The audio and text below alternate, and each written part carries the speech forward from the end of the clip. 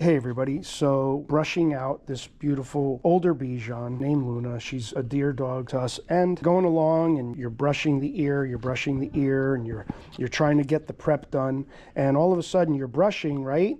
Thinking nothing, but you come across this. Right? You come across this big giant growth on the ear that the slicker brush pins will just tear right open, and now you got a bleeding growth on the ear that is going to potentially get infected. That's what we're dealing with here. And as groomers, right, we see this all the time. And this is why I say to you guys, it's very, very important to inspect all of your dogs. Even if it's an older customer that's been coming to you for many, many years, each and every grooming has to be inspected. And reason being is something like this can pop up in just a couple of weeks. It really can. I have seen things like this pop up in days, let alone weeks. So from one grooming to the next, right, every 6 weeks, every 8 weeks, this may get bigger and bigger. Not only that, she's got another one right here, right in the middle of her head here. She's got another one right here. She's got another one, I think. Let me see. Thought there was another one back in here somewhere. See, that's the whole thing. Here it is. That's the whole thing. They're so hidden that you can't really find them, right? And you're coming across with a slicker brush. You're going to pop that open and make a bad situation worse. All right, so how do we deal with it? Number one, by knowing that they're there. Inspecting the dogs. Even at home, even if you're grooming your own dog, always inspect. So what we're going to do is we're going to bounce around that, right? A lot of it is just using my left hand. So let's say I want to brush this now. Boom. Cover that with your thumb. Look. Use your thumb to cover it and brush over it. Brush over it, right? There you go. That would be protecting it. But again, if you don't know it's there, you are going to gash it open, and now you got a problem. When you start brushing, say like you have a thicker part of the head here, don't drive that slicker brush down into the skin, meaning don't brush too hard. Separate first and see what you got going, you know, see what's going on. So, okay, so we know that one is up here. So we're going to just separate, coat, and work around it. Let's say you're a beginner groomer or an at-home groomer and you're not as confident as a professional groomer like myself, right? Okay, well then do it slowly. Look, nice and slow, nice and slow. There you go. You know, you're going to be using the corners of the brush. By all means, we're avoiding making any kind of contact, right? And, you know, it's very difficult because, you know, groomers have to make a mental note all the time. We have to know. We have to remember that, okay, there's another one here. There's another one there. When you have a 6, a 7 dog day, it is really hard to keep up with every dog's issue, especially something like this. Also, it's very important that you keep an eye on these things, right?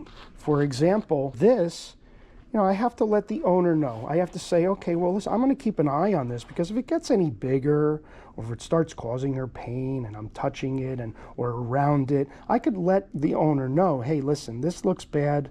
Get the dog to a vet. You might have to get it removed because it might be something worse than it seems, right? So we're always letting the client know for the health of the dog. You know what I'm saying, guys? This is the kind of stuff we see every single day, right? Here's that other one, right? So now I have to, again, just cover that. Okay, I'm gonna put my hand over it. I'm gonna make sure that I know where it's at so that I'm not brushing over it, brushing around it. See? It's right in there, right in there. That's why you're using your hands a lot. You're using your left hand a lot. We're covering it up and protecting it. Okay, as I'm working back here on her, let's inspect, right? We have to inspect. What do we got going on? Do I see anything? And it doesn't always pop out. Okay, I don't really see or feel anything, but again, gonna take that slicker brush and go slow and gentle. You're not going like this. See this? You don't want to go like this and go and start brushing really hard. I have a big pet peeve with people who are just aggressively brushing their dogs. Never do that. The brush itself is actually designed to do just that. Look at the curvature here of this and the slicker brush, right? It even has a little thumb hold here to apply pressure or not apply pressure. Yes, you can apply more pressure by doing this, right? Or not apply pressure. So if you're holding it like this, you're finessing that brushing, at least on an easier coat like this. She's not knotted or anything, but now it allows you to brush a little bit more delicately, so if there is something there, even if you brush over it, you may not gash it open. Guys, I've seen owners of their dogs gash a wart open like that, and it gets infected. It's an issue now. They're at the vet, so you know, you really want to be careful. You know, even here, you know, her little vulva's right here, right? You see her little vulva right there? You got to be really careful, man. You cannot come down that and catch it. You will rip it open, right? So what do? Look, side to side, right? And we're avoiding. See what I'm using the corners of the brushes there. Boom, boom, right? Even in here, this is a tough spot to get into. So, you know, we're doing this and we're contouring that brush. Look, this contouring. You know, she's got a big growth right here too, right? Come here, Loons. She's got a big growth right here. This is a big. I don't know if the camera's picking that, but it's a sizable growth. It's the size of a quarter, right? Even with that, what are we doing? We're working around it. We're working around it, just like that. See, around it. I can do this and go like this, right? I would rather brush my hand and hurt my hand. Here's a big myth. People will say, oh, these brushes are so harsh. They're really not harsh. I'm brushing my hand right now. I'm brushing my fingers, and I'm feeling absolutely no pain. There's no pain at all.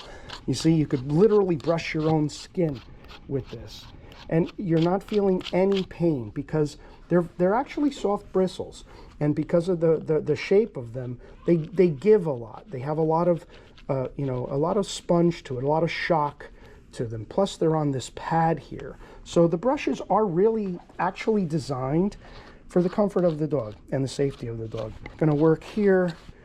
Again, we're inspecting. There's nothing here. I don't see anything. I don't feel anything. But you got to remember, you got to stay on top of it. And that's it. That's the purpose of this video, guys, is to be careful, inspect while you're brushing your dogs out, and always stay on top of it. And if you see something, let the client know, just for the benefit of the dog. Maybe it's something that they can address early on and it doesn't turn into a bigger problem. That's it, guys. That's going to do it for this video. We just really wanted to show you this. We want to try to show you as much stuff as we can, as much stuff as we come across. So if you like this video, please hit the like button, subscribe if you're new, check out our podcast. It's called the Grooming by Rudy podcast. You can also check us out on Bark TV. Guys, thank you so much for tuning in, and we'll see you in the next video.